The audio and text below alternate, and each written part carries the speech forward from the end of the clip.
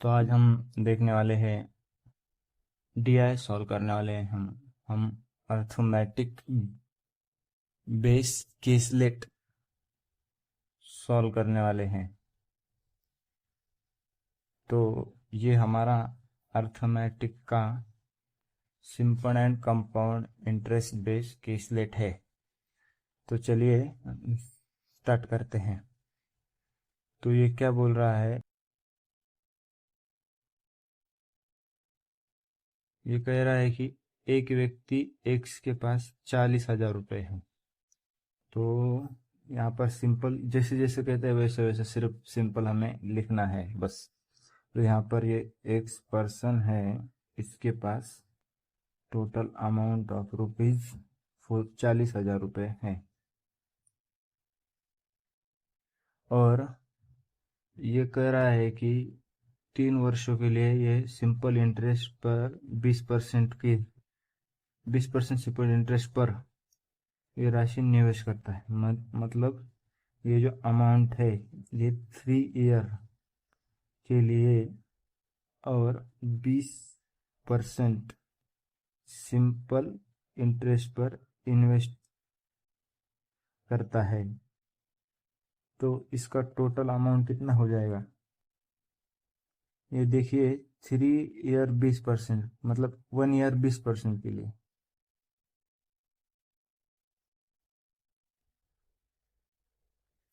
तो 3 ईयर्स का कितना हो जाएगा, 60%, 60%। तो 40,000 का 40,000 अगर 100% है तो 60% कितना, 60% कितना होगा। तो ये 2 जीरो से 2 जीरो चले गया। 6 से 4 बार मल्टीप्लाई करेंगे तो 6 4 24, 6 4 का 24 और ये 3 जीरो, 1 2 और ये 3 जीरो। मतलब इसको टोटल इंटरेस्ट यानी ब्याज के रूप में 24,000 मिलते हैं। यानी टोटल इसको अमाउंट, इसका टोटल अमाउंट 40,000 एंड 24,000, ये 64,000 हो जाएगा। तो एक्स जो पर्सन है उसके पास टोटल अमाउंट 64,000 है। अब आगे देखते हैं क्या बोल रहा है। उसने उसको मिलने वाली जो टोटल अमाउंट है वो 2 बेटे और 2 बेटियों को समान समान रूप से वितरित करता है। यानी उसके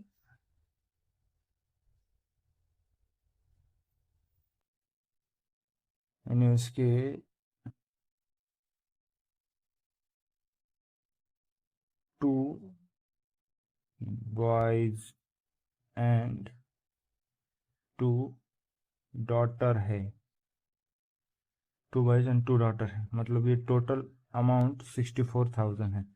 तो 2 2 + 4, 64,000 डिवाइड बाय 4, यानी एक पर्सन को 16,000 रुपये उसका डैडी देता है।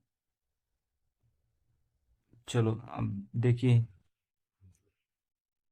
तो यहाँ पर लिखा हुआ है, एक बेटा अपनी राशि को साधारण ब्याज पर R+5% की दर से निवेश करता है और वो 5 वर्षों में 20,000 रुपये उसको ब्याज के रूप में मिलता है। तो एक जन को 16,000 रुपये मिल रहे थे। तो ये एक सन है, वो R+5% की दर से वो निवेश करता है और उस 5 साल के लिए निवेश करता है, 5 साल के लिए। और सिंपल इंटरेस्ट पे करता है और उसको टोटल 20,000 रुपये मिलते। तो वो जो है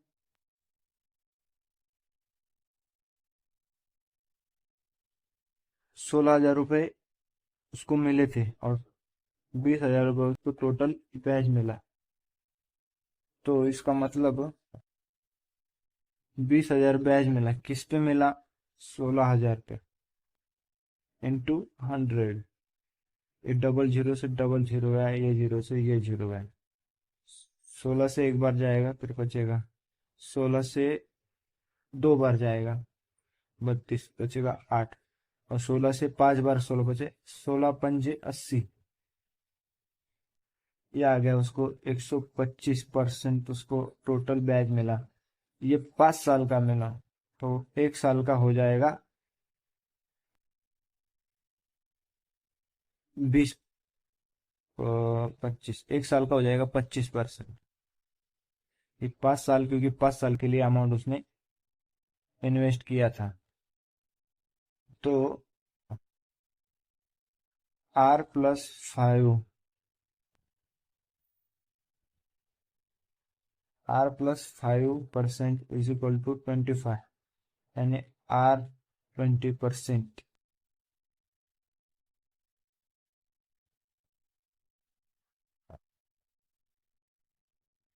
R 20% हो गया। हमें ये आर वेरिएबल मिल गया है। अभी दूसरा देखते हैं। दूसरा बेटा 10% कंपाउंड इंटरेस्ट की दर पर 3 साल के लिए निवेश करता है और उसको ब्याज के रूप में I1 रुपए मिलते हैं।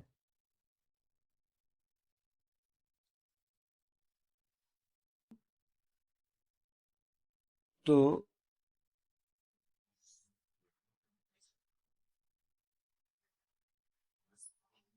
सेकंड सन 10% कंपाउंड इंटरेस्ट 3 ईयर के लिए। 10% का कंपाउंड इंटरेस्ट 3 साल के लिए कितना होता है? ये होगा 33.10%। तो सेकंड परसेंट को कितना मिला था? 16,000, क्योंकि हर एक जन को 16,000 मिला है। तो 16,000 का 16,000 100% है, तो इसका 33.10% कितना होगा? ये डबल डबल जीरो से डबल जीरो है, यहाँ पर 2 जीरो है तो नीचे 2 जीरो आ जाएगा। तो ये 1 जीरो गया और ये 1 जीरो गया, ये तो पॉइंट तो चले गया। अभी 16 से इसको मल्टीप्लाई करेंगे। 16 कैरी 1, 8×4 कैरी 4, 8×4 52, 52 उसको बैच के रूप में I1 रुपए मिलते हैं। यानी I1 जो है 5296 रुपए मिलते हैं। आगे बढ़ते हैं।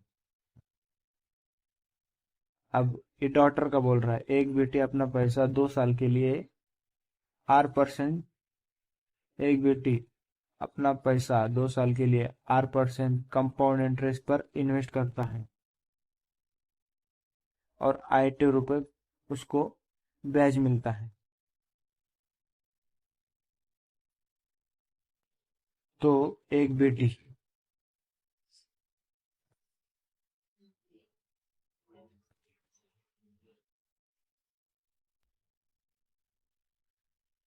एक डॉटर एक daughter 2 year R% compound interest. ये डॉटर को कितना रुपए मिला था? 16,000 रुपए मिला था, क्योंकि हर जन को 16,000 रुपए सेम मिला, अमाउंट मिला है। तो आर की वैल्यू तो हमने निकाली हुई है। आर की वैल्यू ये रही 20%। तो यहाँ पर आर कितना हो जाएगा? 20%। 2 साल का कंपाउंड इंटरेस्ट, 2 साल का कंपाउंड इंटरेस्ट कितना होगा? 2 साल का कंपाउंड इंटरेस्ट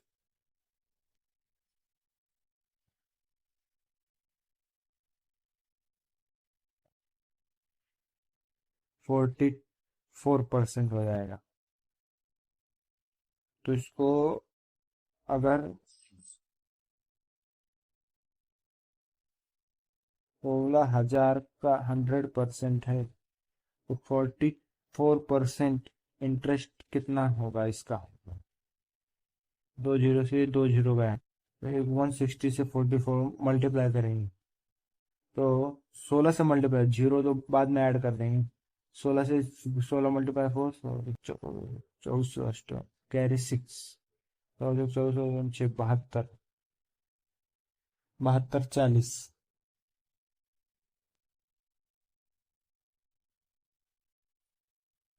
70 40, सॉरी सॉरी।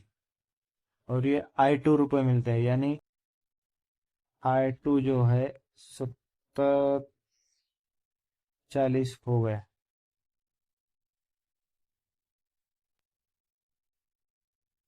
दूसरी बेटी यानी सेकंड,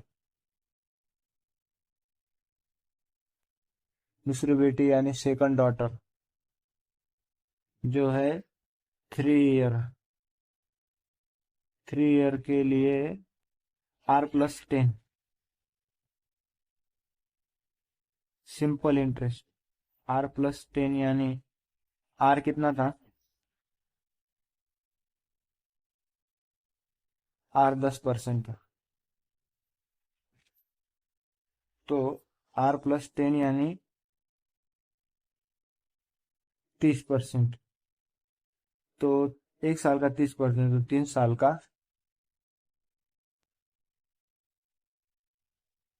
30%, 1 साल का 10%, 3 साल का 90% हो जाएगा। 16 सेकंड ऑर्डर को 16,000 मिला था और इसको 100% है तो 90% कितना होगा इसका? 16 से 9 बार मल्टीप्लाई होगा, सो 16 9 जा 144, और ये I3 होगा। तो हमें को सब वेरिएबल मिल गए हैं, तो हम उस सब वेरिएबल को एक पेज पर सब वेरिएबल को एक पेज पर लिख लेंगे।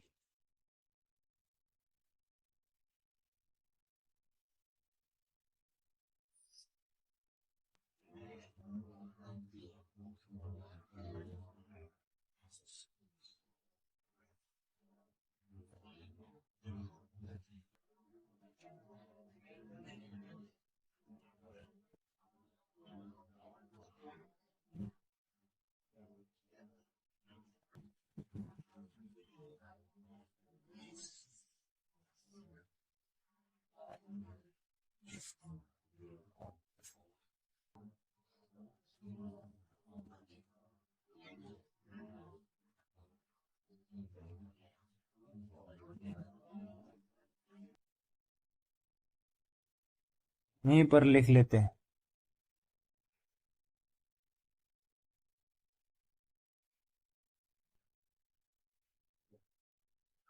एक जो है 64,000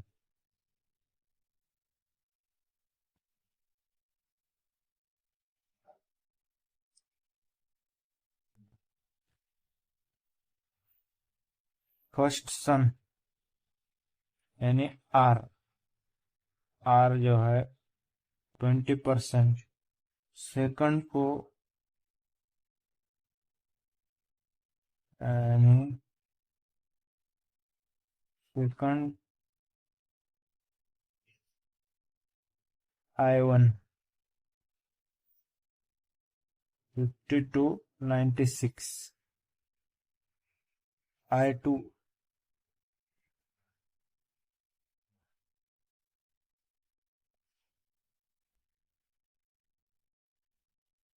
I2 7040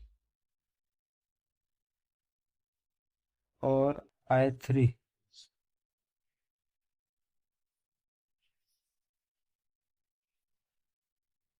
4 40,400।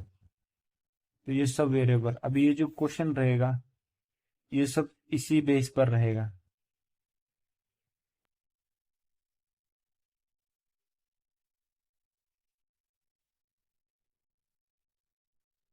तो अभी ये क्या बोल रहा है, एक साथ दो बेटी द्वारा अर्जित बैच, मतलब I2 और I3, इसका टोटल कितना होगा, 21,440, 21,440।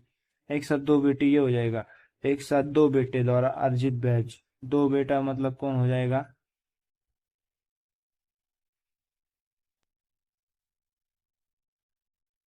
I1, और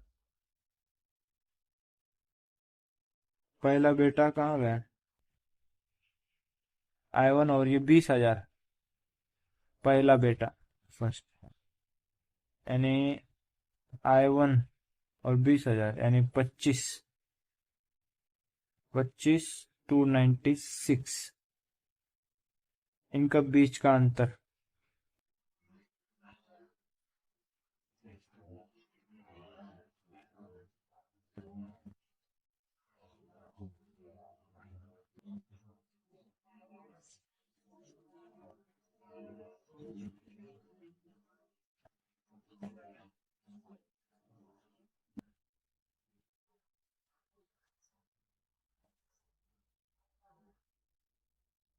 जो 25,296 माइनस 21,440, तो 6 में से 0 है 6, 5, और ये 38, यानी 3856। तो ये आंसर हो गए। अभी ये क्या बोल रहा है सेकंड क्वेश्चन, यदि व्यक्ति एक समान समय के लिए R+10, ये जो x था, x समान समय के लिए R+10 यानी R20 है, तो 20 मतलब ये 30% साधारण सिंपल इंटरेस्ट। एक्स ने कितना, 3 वर्षों के लिए साधारण ब्याज पर, समान समय यानी 3 ईयर, यानी 3 ईयर। तो प्रत्येक बच्चे को राशि का हिस्सा ज्ञात कीजिए। तो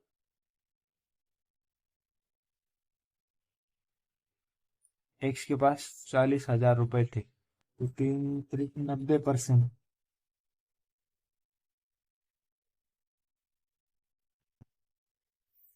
90%, एक साल का 30%, तो 3 साल का 90%, तो 90% इसका निकालना है 40,000 का,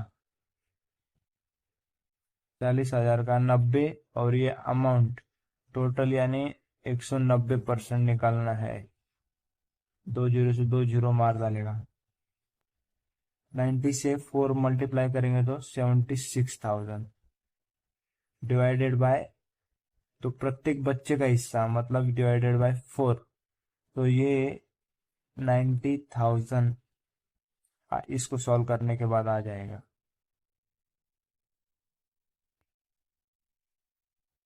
यदि अभी दूसरा क्वेश्चन देखते हैं, यदि उसका बेटा 2 वर्ष के लिए चक्रवृद्धि ब्याज पर, उसका बेटा 2 वर्ष के लिए चक्रवृद्धि ब्याज यानी कंपाउंड इंटरेस्ट, 2R, आर कितना था हमारा 20%, 2 into 20 यानी 40 माइनस में 30%, 30%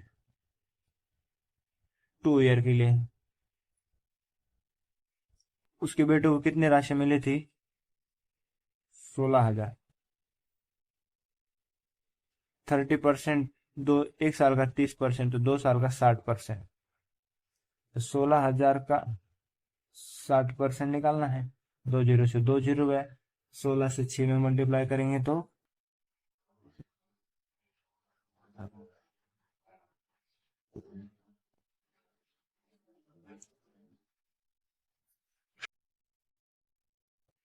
कुछ तो यदि उसका बेटा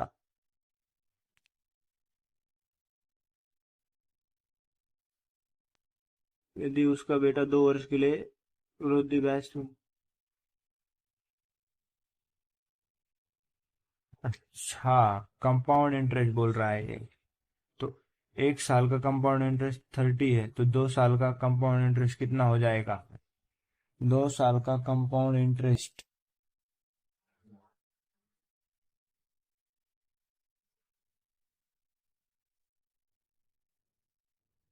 1 साल का 30 है तो 2 साल का 69% हो जाएगा।